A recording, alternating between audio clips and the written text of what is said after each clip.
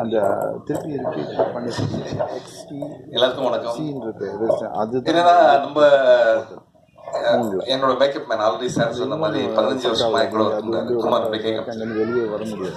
இதுக்கு நான் நினைச்ச எந்த படத்துக்கு வாங்க சார் சீக்கிரம் கிளம்பி போகலான்னு சொன்னதே கிடையவே கிடையாது.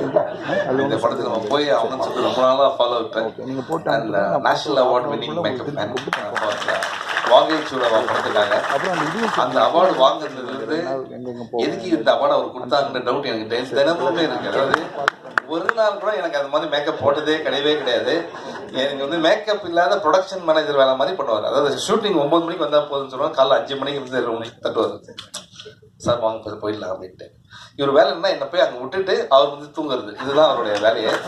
ஸோ அந்த மாதிரி ஒரு டெடிக்கேட்டட் மேக்கப் மேன் நான் எந்த ஜென்மத்தில் புண்ணியம் பண்ணது தெரியல. இனிமேல் கூப்பிடுவேன் நீ எதாவது ஃபங்க்ஷனுக்கு. ஸோ இதெல்லாம் ஜாலியாக சார். ஆனால் வந்து உண்மையிலே குமார் டெடிக்கேட்டட் ஒர்க்கர். இங்கேருந்து ரொம்ப கஷ்டப்பட்டு கரூர்லேருந்து ஓடி வந்து இன்னைக்கு இங்கே ஒரு பெரிய மேக்கப் பண்ணி நேஷனல் அவார்டு வின் பண்ணியிருக்காருன்னா அப்புறம் கேட்டேன் எங்கேயே அந்த அவார்டு அது வச்சிருக்கேன் சார் வீட்டில் சும்மா இருக்கு அப்படின்னு. அதெல்லாம் பத்திரமா வச்சுக்க, பெரிய விஷயம் நேஷனல் அவார்டு. ஸோ ரொம்ப ப்ரௌட் ஆஃப் யூ குமார். பறந்து போயிடல நீ இருக்கியா. ஸோ ஒன் ரீசன், ஏன்னா ஒரு மேக்கப் மேன் வந்து ஒரு படத்துக்கு ஒர்க் பண்ணி இந்த படம் நல்லா வரணும் சார் அப்படின்னு ஒர்க் பண்ணுறாருன்னா அந்த படத்தோட டீம் எந்த அளவுக்கு அவங்க கூட ஒன்றா இருக்காங்க அப்படின்றத ரொம்ப முக்கியமான விஷயம். ஸோ அது வந்து thanks Kumar. And first of all Mouli sir, நான் இப்போ லாஸ்ட்டாக உங்களுக்கு சொல்லிடுறேன்.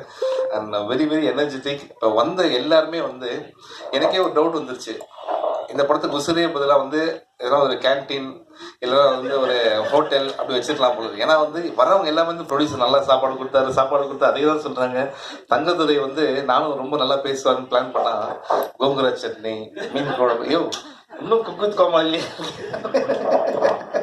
ஸோ அந்த அளவுக்கு ஒரு டீமை நீங்கள் பார்த்துக்கிறது ரொம்ப சந்தோஷம் சார். உண்மையிலேயே நீங்கள் சொன்னீங்க. இது எனக்கு ரொம்ப ஷாக்கிங். நிறைய இந்த ஆடியோ லட்சம் என்னன்னா என்ன கேட்காமே எனக்கு வந்து அட்வான்ஸ் கொடுத்துருன்னு ஒருத்தர் சொல்றாரு. என்ன கேட்காம வந்து இந்த படத்துக்கு நடிப்பாருன்னு சொல்றாரு. ஆனா இது என்ன படம் என்ன அட்வான்ஸ் ஒன்றும் எதுவுமே வரவே இல்லை எனக்கு. அதுதான் இங்க வந்து ஒரு பெரிய விஷயமே. So all the best Mouli sir. உங்களுடைய பேஷன் டுவர்ட்ஸ் மூவிஸ் வந்து நிச்சயமா உங்களை நல்ல லெவலுக்கு கொண்டு போகன்ற பெரிய நம்பிக்கை இருக்கு. அண்ட் ட்ரீம் வாரியர்ஸ் ஒரு எக்ஸ்டர்னல் டிஸ்ட்ரிபியூட்டர்ஸ் அவங்க கையில் இருக்குன்னா நீங்கள் சேஃபாக இருக்கலாம் அப்படின்னு ஒரு பெரிய நம்பிக்கை இருக்குது எனக்கு. அண்ட் இந்த படத்துடைய மியூசிக் டைரக்டர் அவர் இன்னும் 3 பேரை சொல்லியிருந்தாருன்னா வடபழனியில் எல்லா பேரையும் கவர் பண்ணிட்டாருன்னு அர்த்தம். அந்த அளவுக்கு ஒரு பெரிய லிஸ்ட் எடுத்து வந்து சொல்லிகிட்டே இருந்தார். Brother thank you so much. But I can easily relate. ஏன்னா நம்ம ஃபஸ்ட்டு படம் போது நம்ம எப்படியா ஜெயிக்கணும்னு நீங்கள் சொன்னீங்க, உங்கள் உசிரை கொடுத்துவார். ஸோ அந்த மாதிரி தான் எங்களுக்கு இப்போ உங்கள் டீமை பார்க்கும்போது சென்னை டுடே டீம் பார்க்குற மாதிரி இருக்குது. So young team I'm very happy. நீங்கள்லாம் ஜெயிக்க ரொம்ப சந்தோஷம் எனக்கு.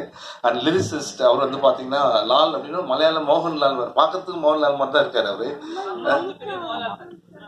அம்மா மோகன்லால் தான் இவர் மோகன்லால் வச்சிட்டாங்களா பேரு.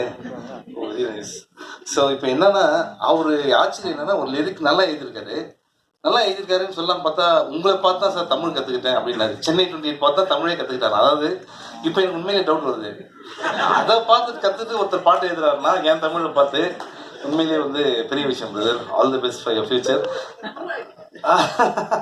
அண்ட் கேமராமேன் அண்ட் அவர் வந்து ரொம்ப மனசார பேசினாரு. ஸோ நிச்சயமா brother all you hard work will definitely pay off. Okay. And இந்த படத்தில் நடித்தேன். அப்புறம் யோகி கீழே ஏன் பார்க்க ஒரு சேர் போட்டு உட்காந்து பெரிய ஆர்டிஸ்ட் அவர் வந்தால் எவ்வளோ பேர் எவ்வளோ மக்கள் சிரிப்பாங்க தெரியுமா. ஜஸ்ட் கை காட்டுங்க யோகி சேர் வா, யோகி மேலே வாயா. ஒண்டர்ஃபுல் ஆக்டர் அவரு.